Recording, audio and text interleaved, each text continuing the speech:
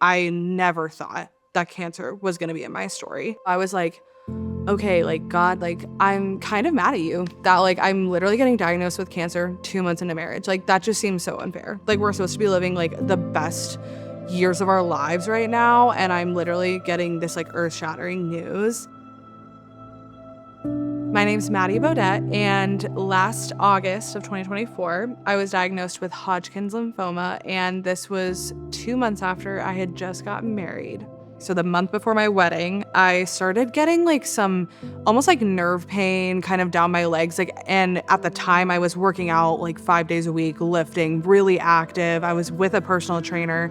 And so we just were like, okay, like it's just an injury from lifting. It's gonna go away. The pain just kept getting worse. Like I was kind of the point where like I was just having so much pain. I could hardly sleep at night. I was like developing a full-on limp. Like I could hardly walk. At this point, my physical therapist was just concerned because it wasn't getting better. And he's like, you're young, you should be bouncing back. Like, let's go get an MRI. We finally got an MRI beginning of August, and I was like seeing a spinal surgeon. He comes in. Fortunately, like my mom was there with me at my appointment. He comes in the room and is like, hey, I know why you're having so much pain. There's a mass on your spinal cord that's compressing the nerves, and I'm gonna have to refer you to an oncologist.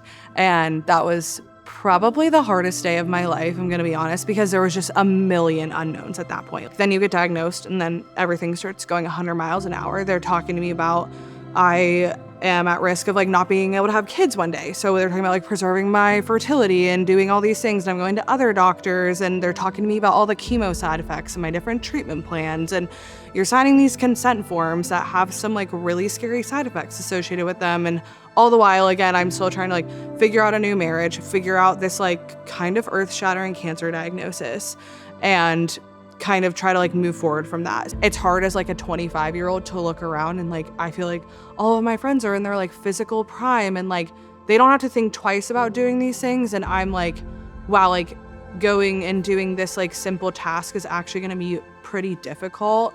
And so it's things like that that have been challenging. It can feel isolating. You just really do feel like your whole identity and like femininity is stripped from you. And it's like you look in the mirror every day and you just see like a sick person and you're like, wait, that's not who I want to be. And so I was just like, it was just like thrown into this whirlwind of like what's going on. And again, like I look back and I just see the Lord's hand in all of it right from the get-go. Like I just had so many people just surrounding me with like the truth and prayer and just like covering me in prayer. And I think that honestly played a role in just me being able to like quickly right off the bat be like, okay, like I'm gonna praise him through this. I'm gonna trust him.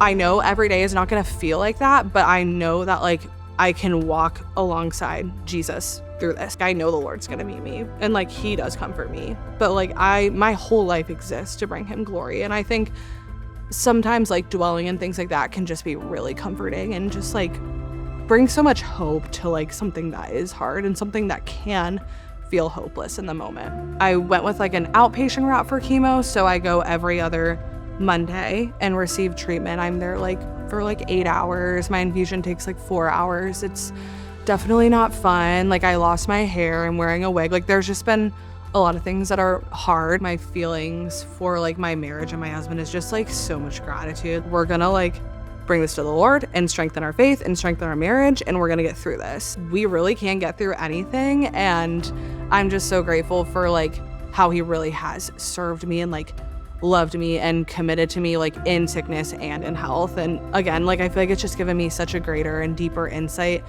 into like the gift of marriage and how like deep it is. It's taught us a lot. I feel like it's deepened our walks with Jesus and like our just path and trajectory together as a married couple.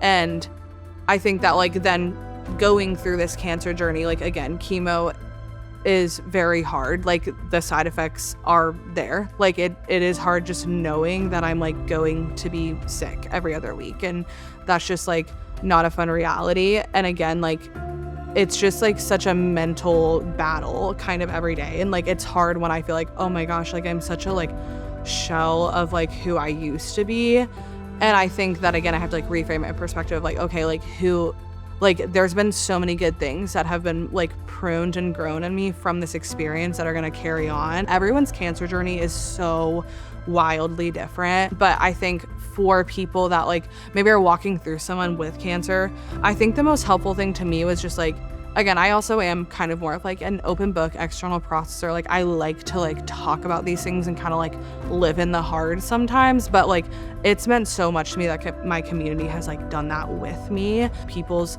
generosity and like really like being just so prayerful and like spending time with me and like just like being there has been so huge. And I'm so grateful for how the local church is just seriously, it's like the literal definition of like carrying someone through it. Like in the times where I am so weak and I feel like I can't take another forward step, it's like literally the body of believers is just carrying you. Being able to kind of like move to a place of like hope has been really helpful for me and just helps you feel more like seen and transparent in what you're walking through.